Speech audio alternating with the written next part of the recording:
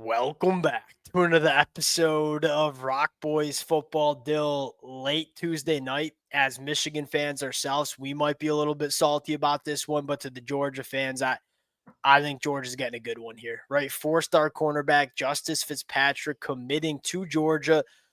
Number one, I'm not surprised he's committing to Georgia. Yeah, I'm never surprised when kids commit to Georgia. I think this is a little bit of a surprise how early this commitment has come in the process. Number two, Dill, this kid, I think, should fire up a lot of Georgia fans for a couple of different reasons. Number one, as a prospect, he's one of those guys that you feel like's a blue chip dude.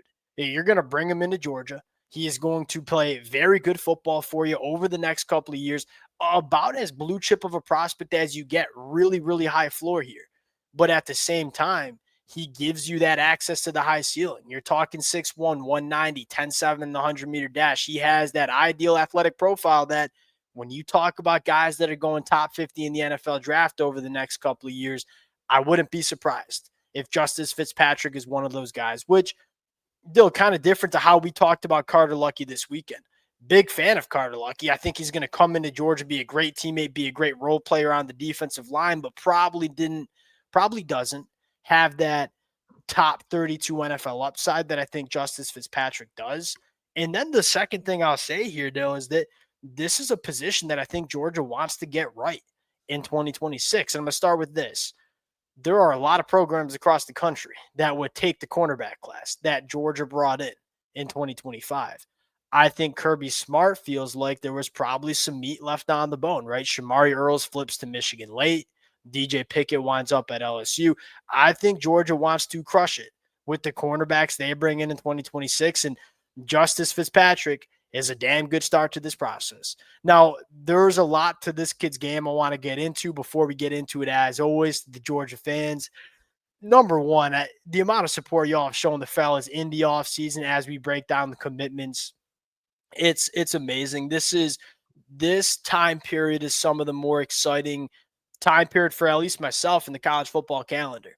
Appreciate you guys rocking with it. If y'all do enjoy the content, consider subscribing to the channel. Dill, at least I get the feeling this is not going to be the last commitment we're talking about over the next couple of days. I'm going to give you the T-box. As Michigan fans, this was a early target for Michigan on their board. We know quite well Justice Fitzpatrick heading to Georgia. What should the Georgia fans be expecting here? Probably the thing that stands out the most is the instincts at the spot to the position, especially working in zone coverage. And you said it, like, he's certainly athletic enough, has the frame you'd want to be able to play man coverage at any level of college football, like has the size, has the speed. But you look at what really flashes is his instincts for the game and being able to get in the throwing windows and take the ball away. That's one big thing, is he has really good ball skills as I see it. And it's really frustrating to watch cornerbacks put themselves in positions to get takeaways and not be able to finish the job. I don't get that sense from Justice Fitzpatrick at all. I think the hands are really good. I think the eyes are really good. And those are the type of plays, Georgia needs, I think, especially when you pair that up with really good defensive lines, that can be a really potent complement. And I think I probably buried the lead here.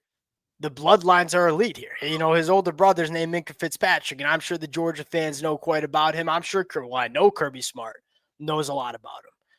You can tell this dude has been playing high-level football for a very long time, because when you turn on some of his junior year stuff, this is a kid that the football IQ is there. The instincts and playmaking ability, it's there. And why I want to stress that is there are a lot of other cornerbacks that we talk about coming out of high school that they'll have the size, they'll have the length, they'll have the track and field times. They got all of it that you're looking for from an athletic profile standpoint, but lack the development, the polish, like the being a good football player with the pads and the helmet on. Justice Fitzpatrick gives you that athletic profile that's desired, but he's also a really good football player that's coming from a powerhouse down there in the state of Florida that, Dill, you noted, probably going to be ready to play relatively early for Georgia over the next couple of years. Which might be important, especially if you have a guy like Ellis Robinson or DeMello Jones show out enough where they can leave as juniors. And I think given both their talent levels, that's plausible. And then you said it, maybe a little bit of a thin class heading behind those guys. So his ability to hopefully play early and be a factor, at least as a depth guy, if nothing else, early in his career. I think it'll be important for Georgia, especially again, given what you mentioned earlier about maybe the thinness of the class in 2025. So you start to look at this 2026 cycle, and the crazy part is, like, if you were to ask the Georgia fans how's it been going on the recruiting trail, they probably would tell you not great. Jackson Campbell goes to Miami. Mark Bowman ends up staying home at USC. You're still sitting here in early June. They got 12 commitments in the fold, top 5 class in the country, trending for a ton of blue chip guys over the next couple of weeks and months. It hasn't been ideal at times for Georgia. They are still on pace to, this is a class that could be the number 1 class in the country. In fact, that wouldn't surprise me if we're talking about that in December. But what stands out to me, and you kind of noted, I love the class that they're bringing in the secondary. You talk about these 2 safeties, Jordan Smith, long, rangy, ball hawking safety that can play that cover 1 look. And then you look at, I'm getting called, sorry. Then you look at a guy like Zach Ford from IMG Academy. Like, this is the prototypical box safety. Now you got a guy like Justice Fitzpatrick who could be that legit cornerback 1. They're trending for a couple other guys that I want to touch on. Chauncey Keenan from Sarasota, Florida. Not as polished of a football player as a guy like Justice Fitzpatrick is. This is a guy that has the whole athletic profile. And then you look at a guy like Brody Jennings and Dill. I don't think us Michigan fans, I don't think we feel good about Brody Jennings sticking in this class. And I think the team that might be flipping him is Georgia. Maybe lacks the athletic profile, really good football player. Georgia's going to sign a really good secondary class, and it's going to have a nice wide variety of players that can bring different things.